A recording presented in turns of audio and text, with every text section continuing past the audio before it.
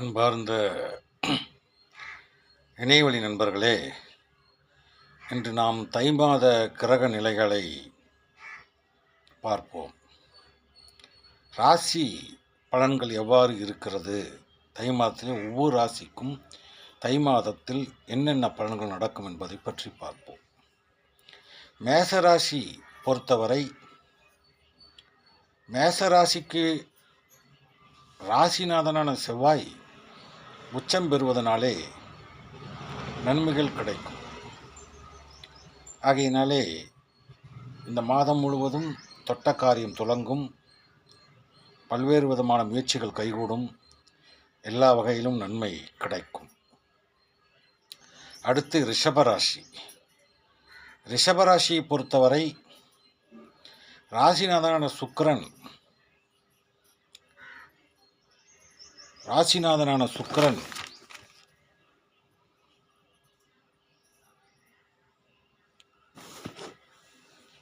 புதன் சுக்கிர யோகத்தினால் நன்மை அடைகிறது. அதுபோல தனஸ்தானத்திலே ரிஷபராசிக்கு 7ஆம் தனஸ்தானத்திலே குரு வக்கரம் பெறுவதால் கெட்டவன் கிட்டிடும் ராஜயோகம் என்ற அடிப்படையிலே நன்மைகள் கிடைக்க ரிஷபராசிக்கு வாய்ப்புகள் இருக்கிறது. அதே போல மிதுன ராசியை பொறுத்தவரை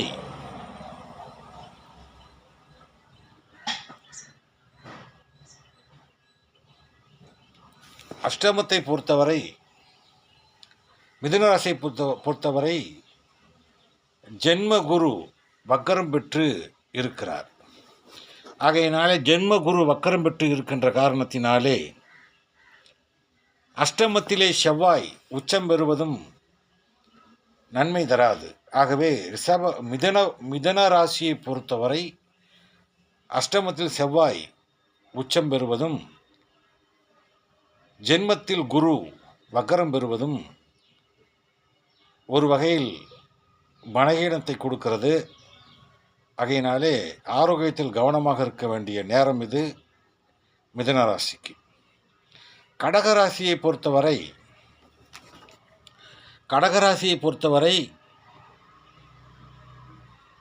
வரன்கள் முடிவாகக்கூடிய நேரம் இது என்று சொல்லுகிறது.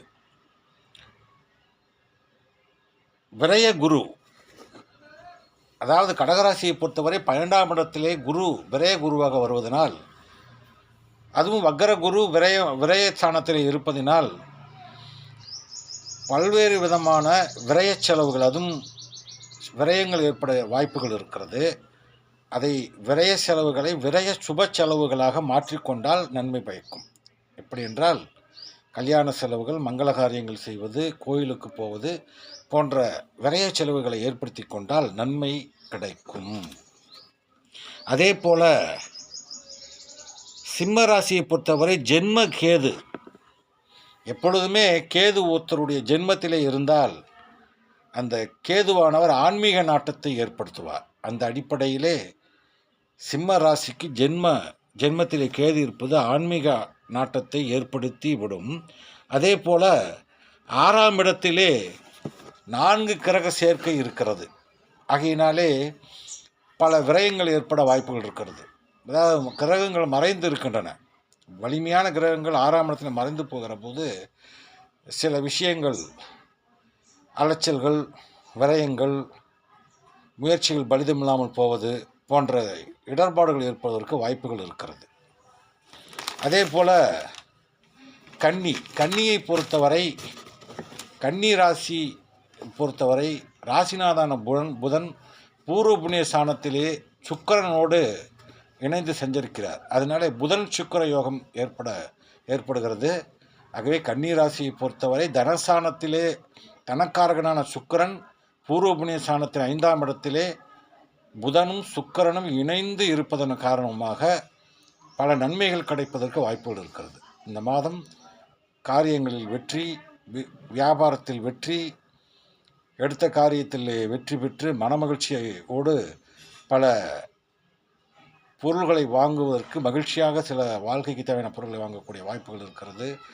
தனவரவு திருப்தியாக இருக்கும். ஏனால் தனக்காரகன சுக்கிரன் பூர்வ புண்ணிய ஸ்தானத்திலே உச்சம் பெற்ற செவ்வாயோடு இருப்பதனால் நிலபுலன்கள் வாழ்வதற்கான வாய்ப்புகள் இருக்கிறது என்பதை தெளிவாக சொல்லுகிறது.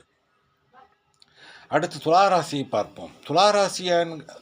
துளாராசிக்கின் ராசிநாதனான சுக்கிரன் அஷ்டமத்தில் சஞ்சரிக்கிறார், பல புதனோடு சஞ்சரிக்கிறார். ஆகையினாலே இந்த மாதம் முழுவதும் குரு பார்வையும் இருக்கிறது.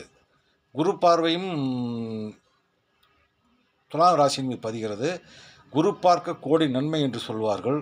அந்த அடிப்படையிலே துலா ராசிக்கு இந்த மாதம் முழுவதும், தை மாதம் முழுவதும் நல்ல பலன்கள் சுபமாகவே நடைபெறக்கூடிய வாய்ப்புகள் இருக்கிறது. அருமையாக பண உறவுகள் உண்டு, எடுத்த காரியத்தில் வெற்றி உண்டு, மேலதிகாரிகளுடைய அன்பு, அரவணைப்பு, ஆதரவு உண்டு. இதை ஆகையிலே தை மாத கிரகணிகளை பார்க்கும் பொழுது ராசிநாதன் குரு பூர்வபுண்ணிய ஸ்தானத்தில் உச்சம் பெற்ற செவ்வாயோடு இணைந்து இருப்பதனாலே புதிய செலவுகள், புதிய இன்பமான செலவுகளை செய்து மகிழ்ச்சியான நிலையில் இருக்கக்கூடிய நாளாக இந்த நாள் இருக்கிறது. ஆகையினாலே அடுத்து விருச்சிக ராசி. விருச்சிக ராசியை பொறுத்தவரை மிக அற்புதமான பலன்களை இந்த தை மாதம் கொடுக்க இருக்கிறது.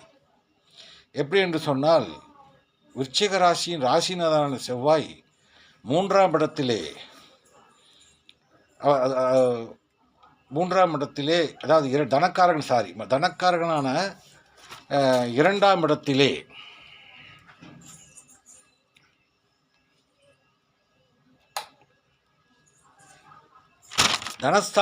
தனஸ்தானமான இரண்டாம் இடம் வலிமை பெறுகிறது.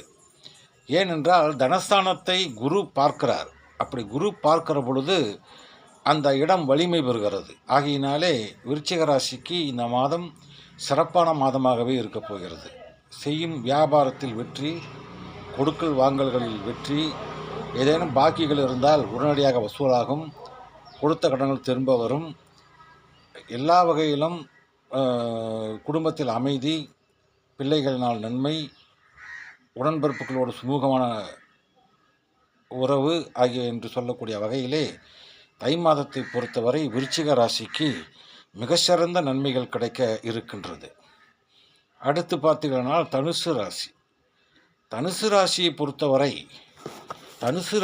பொறுத்தவரை குரு பார்க்க கோடி நன்மை என்றுதான் இதுவும் சொல்ல வேண்டும். ஏனென்றால் தனுஷை குரு பார்க்கிறார். அப்படி தனுசு குருவை பார்ப்பதினாலே குரு பார்க்க கோடி நன்மை என்று சொல்லக்கூடிய வகையில் இதில் சிறப்பான விஷயம் என்னவென்று சொன்னால், வக்கரம் பெற்ற குரு பார்வை செய்தாலும் அந்த வக்கரத்தினால் நன்மைதான் நடக்கும். அதனாலே தான் அதைத்தான் ஜோதிடத்தில் சொல்லுவார்கள், கெட்டவன் கெட்டிடில் கிட்டிடும் ராஜயோகம் என்று சொல்லக்கூடிய வகையிலே தனுசு ராசிக்கு நல்ல ராஜயோகம் இருக்கிறது. இரண்டாம் இடமான தனஸ்தானத்திலே சூரியன், செவ்வாய், புதன், சுக்கிரன் என்று சொல்லக்கூடிய 4 கிரகங்கள் வலிமையோடு தனஸ்தானத்திலே தனுசு ராசிக்கு சஞ்சரிப்பதால் வரவுகள் திருப்தியாக இருக்கும், வியாபாரத்தில் பலன்கள் இரட்டிப்பாக இருக்கும், நிலபலன்கள் வாங்கி போடக்கூடிய வாய்ப்புகள் கிடைக்கும், புதிய நிலங்களை வாங்கி போடலாமா என்ற எண்ணங்கள் மேலோங்கும், அதன்படி செயல்பட்டால் சொத்துக்களை வாங்கி போடக்கூடிய வாய்ப்புகள் கிடைக்கும் என்ற அடிப்படையிலே தனுசு ராசிக்கு மிக சிறப்பாக இருக்கிறது. மகர ராசிக்கும் கூட்டு கிரக யோகம் என்று சொல்லுவார்கள். ஏனென்றால் ஜென்மத்தில் 4 கிரகங்கள் கூட்டு கிரக யோகத்தை செய்கிறது. செவ்வாய் உச்சம் பெறுகிறது, சுக்கிரன் இருக்கிறது, புதன் இருக்கிறது, சூரியன் இருக்கிறது. 10ஆம் இட அதிபதியான சூரியன் இங்கே இணைந்து இருக்கிறார். ஆகையினாலே அறிவார்ந்த விஷயங்கள், நல்ல வாய்ப்பு, மேலதிகாரிகளிடம் நல்ல ஒரு பெயர், உழைப்புக்கேற்ற ஊதியம், அதே சமயத்திலே 4 கிரகங்கள் வலிமையோடு இருப்பதனால் எதிர்பார்த்த தனவரவுகள் திருப்தியாக இருக்கும், எதிர்பார்த்த பணவரவுகள் திருப்தியாக இருக்கும், எல்லா வகையிலும் தொழில் மேன்மை, மகிழ்ச்சி, உடன்பிறப்புகளோடு ஒரு உடன்பிறப்புகளோடு மகிழ்ச்சியான ஒரு தருணம், எல்லோரிடமும் அன்புடன் இருப்பது என்று இந்த மாதம் மகர ராசிக்கு நல்ல நன்மைகளை கொடுக்கக்கூடிய அமைப்பிலே தான் இருக்கிறது. அதுபோல தனஸ்தானத்திலே மகர ராசிக்கு தனஸ்தானத்திலே சனி பகவான் வீற்றிருக்கிறார், ராகுவும் கூட வீற்றிருக்கிறார். ஆகையினாலே கொஞ்சம் அலைச்சல்கள் உண்டு, ராகுவினால் அலைச்சல்கள் உண்டு. தனஸ்தானத்தில் சனி பகவானும் ராகுவும் வீட்டிருப்பதனால் ராகுவும் வீட்டிருப்பது பண வரவுகளை அதிகமாக கொடுக்கும். ஆனால் அலைச்சல்கள் இருக்கும், ஆனால் பண வரவுகளை அதிகமாக கொடுக்கும். அதே போல் கும்பராசி ஜென்மத்தில் ராகு, சனி, வக்கரம் பெற்ற சனி. ஆகையினாலே மிக கவனமாக இருக்க வேண்டியவர்கள் கும்பராசிக்காரர்கள். 7.5 சனி இருக்கின்ற காரணத்தினாலே மிக கவனத்தோடு இருக்க வேண்டும். பேச்சில் கவனம், செயலில் கவனம், பயணத்தில் கவனம் என்று சொல்லக்கூடிய வகையிலே கும்பராசிக்கு பல இடர்பாடுகள் இருந்தாலும் ஆரோக்கியத்திலும் கவனம் செலுத்த வேண்டிய தேவை இருக்கிறது கும்பராசிக்கு. மீனராசியை பொறுத்தவரை விரயத்தில் சனி பகவானும் ராசிநாதனான குரு பகவான் அர்த்தாஷ்டம குருவாக அமர்ந்து வக்கர குருவாகவும் இருக்கின்ற காரணத்தினாலே நன்மைகள் சிறிதாகத்தான் கிடைக்கும். அதிக அளவிலே வாய்ப்புகளை எதிர்பார்க்கக்கூடாது. அதே சமயத்தில் ஆரோக்கியத்தில் கவனமாக இருக்க வேண்டும். அர்த்தாஷ்டம குருவினால், வக்கரபென்ற குருவினால், அதே போல் விரயஸ்தானத்திலே சனி பகவானும் ராகும் இருப்பதனாலே விரய செலவுகள் அதிகமாக இருக்கும். அப்படி விரய செலவுகள் ஆகிற பொழுது அதை சுப செலவுகளாக மாற்றிக்கொண்டால் நன்மைகள் கிடைக்கும். ஆகவே அன்பார்ந்த பெரியோர்களே, இந்த 12 ராசிகளுக்கும் இந்த தை மாதத்தில் 12 ராசிகளுக்கும் எவ்வாறு பலன்கள் கிடைக்கும் என்பதை மிக தெளிவாக உங்களுக்கு வழங்கியிருக்கிறேன். மீண்டும் சந்திப்போம். என்னுடைய சேனலை பார்க்கின்ற அன்பர்கள் தயவு செய்து சப்ஸ்கிரைப் செய்து, லைக் செய்து ஆதரவு தர வேண்டுமாய் கேட்டுக்கொண்டு உங்களிடமிருந்து விடைபெறுகிறேன். நன்றி, வணக்கம்.